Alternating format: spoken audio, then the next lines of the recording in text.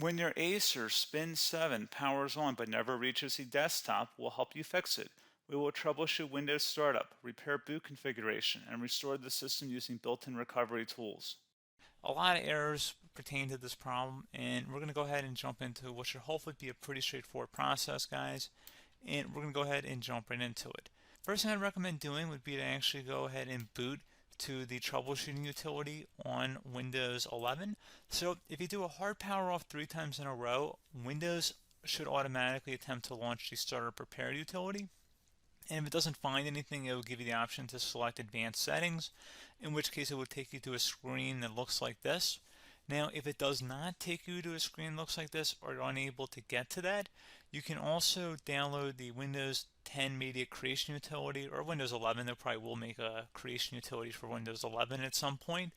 And it doesn't really matter, you can actually run the Windows 10 utility on Windows 11 as far as I'm aware, and you should be able to run the troubleshooting utilities built in within it. So you just would go ahead and download it to an ISO file and then burn it to a DVD or USB. It'd have to be about 4 gigabytes or more. It couldn't be a small USB flash drive, and it couldn't be a CD. It'd have to be a DVD. And then you boot your computer from it. So depending on the computer manufacturer, you'd have to tap a different key on your keyboard in order to launch that menu, in order to select what boot drive you want to go off of. So it could be anything between the escape key, F2, F8, F12, for example, and those are the function keys on the top of your keyboard. So you may have to just do a little bit of trial and error. Shouldn't take you more than a couple minutes. Googling it would probably be best before you even begin. But anyway, we're ready to go ahead and jump right into it. So we're on the choose an option page. So these will look very similar whether you're booting from it directly within Windows itself, or if you're plugged in a USB flash drive with the media creation utility installed and you selected the recovery option. So when you are setting up your Windows 11 installation or Windows 10, depending on the drive you're using, there should be an option to repair your computer in the bottom left corner of the dialog window, one of the first screens that comes up. You go ahead and select that, and then it would take you to a troubleshooting screen like you see here. And you want to go ahead and select troubleshoot, reset your PC, or see advanced options. And then there are going to be a whole bunch of options in here that we're going to explore in today's video.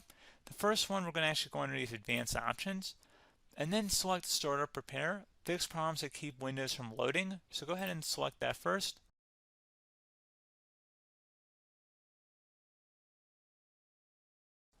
Okay, so you can see it could not repair our PC. That was our first option we could try. Something else, if we go back into advanced options here, and then select troubleshoot, we're going to go underneath advanced options again. You can go ahead and actually access safe mode by selecting startup settings. And then if you select the restart button, you have the option on the screen select safe mode with networking, which will give you a key on the screen. It'll tell you which key to press to enter that. I believe it's the F7 key. It'll do that for you. I'm not going to go over that in today's tutorial because I don't really want to go into safe mode, but you're more than welcome to attempt that by going into here and then selecting restart. Again, it'll launch another screen. It'll say what key do you want to press, and it'll give you like 7 or 8 different options, and you want to select safe mode with networking. There's also an option for a command prompt too, but that's going to be something we're going to cover later in this video, and we don't even have to go through that in order to access it. So that's why I'm not going to really push for that, because unless you know exactly what's causing the problem, you probably don't need to go into safe mode. Unless you're trying to recover files, in which case then you definitely can go into safe mode, but we're trying to actually recover our computer here. So I hope that makes sense. Something else we can also try here as well would be to uninstall updates, remove recently installed quality or feature updates from Windows. So if you go ahead and select that, you can uninstall the latest quality updates, which generally is the more day-to-day updates. Feature updates are the less regularly released ones, like the big ones. I would equate it to service packs in like Windows 7 and Windows Vista and Windows XP. So larger updates that occur once or twice a year at most. And the quality updates are more just a regular update. So probably obviously depend, it'll take longer if you're going to try and uninstall the latest feature update versus quality update. And maybe you don't need to go back that far. So just giving you guys a couple of pointers with that.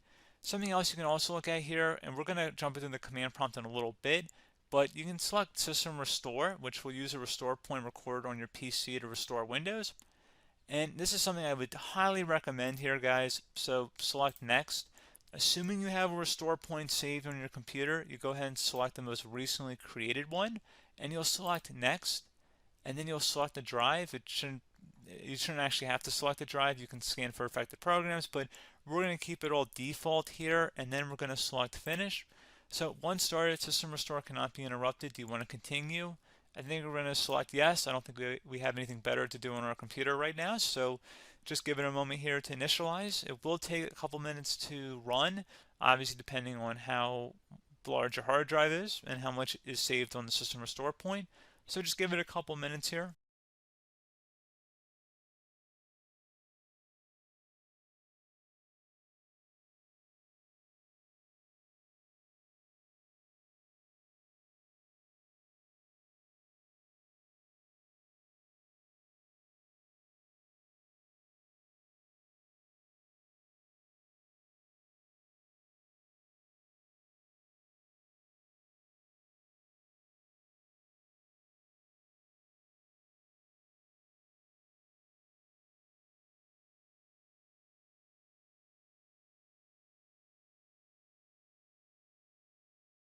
System has been restored successfully. We're going to go over a couple different methods addition to that if that did not work. So I'm just going to pause the video and we're going to start back on the recovery screen that we started with. Okay, so a couple other things we can try here too. If you go back into troubleshoot, you can select reset your PC, while you choose to keep or remove your personal files and then reinstalls Windows. You can select to keep my files, which will remove apps and settings but keeps your personal files. You can also select remove everything, which will remove all of your personal files, apps, and settings. So this is more of a factory reset, the second option here. First option, it should not delete all of your personal files. However, it will pretty much clear most of your programs. And keep in mind, there's no guarantee that your information, number one, is even still available and easily recoverable on your computer to the point that you actually would be able to recover anything. And the second point is that there's always a chance that it won't actually recover and it will just do a factory reset anyway. So there's no guarantee that actually would keep your files anyway. So I would recommend trying to get a recovery tool and backing that up first before selecting it anyway. But again, those are a couple different options. And then something else you can try here if you go back to the choose an option. Another option, if you go underneath choose an option and select troubleshoot, advanced options, and now select where it says command prompt. Okay, so the first thing we should do is type our main hard drive here. In most cases, it should be the C drive. So you just do a C colon and then hit enter on your keyboard. So once you're underneath the C drive, we're going to type in dir and then hit enter on your keyboard. It should have program files, users, and Windows all in there. That's how you know you're in the right directory.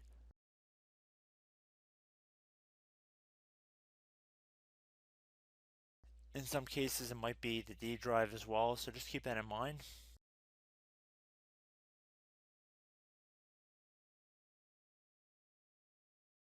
Next thing we're going to do is type in cd space / Windows / system 32 / config,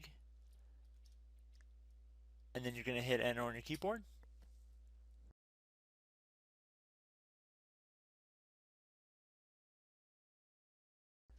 So now you're going to type md space backup. If you've seen other tutorials, it might also say to put down md backup. That's because the backup name is pretty common when you want to back something up. So you can name this whatever you want, doesn't have to be backup. So if you've already made a backup folder in the past, you could do backup 1, for example. So once you're done setting the name you want the backup to be called, hit enter on your keyboard again.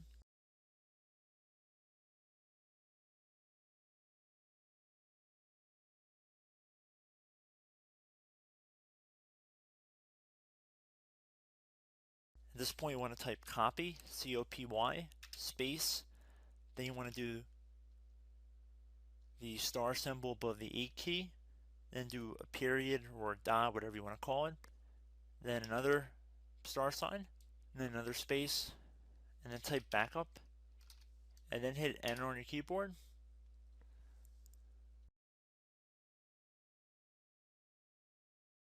Now you want to type cd reg back, reg BACK, and then hit enter on your keyboard.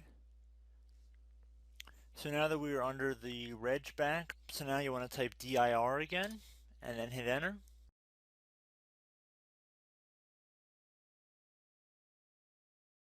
So now at this point we're going to type copy again. So copy, space, $sign,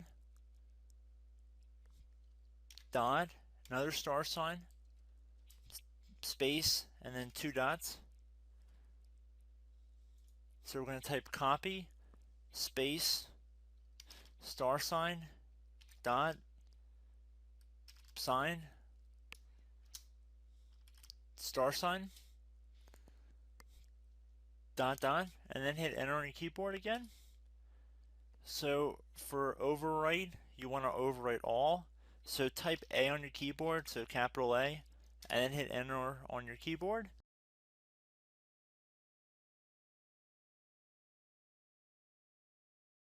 So at this point, you should be good to go. You can close out of the command prompt window, and if you accidentally continue to Windows 10, you should be all set. So I hope one of these 3 or 4 different methods we went through in this tutorial helped you guys out. Again, I'm not sure if you guys heard me earlier, but try to go back into your safe mode if possible and uninstall any programs you know might be conflicting with the Windows startup if you can get into safe mode. So just keep that in mind. Something very simple like that could be blocking up everything. So again, I hope this tutorial helped you guys out, and I will catch you in the next tutorial. Goodbye.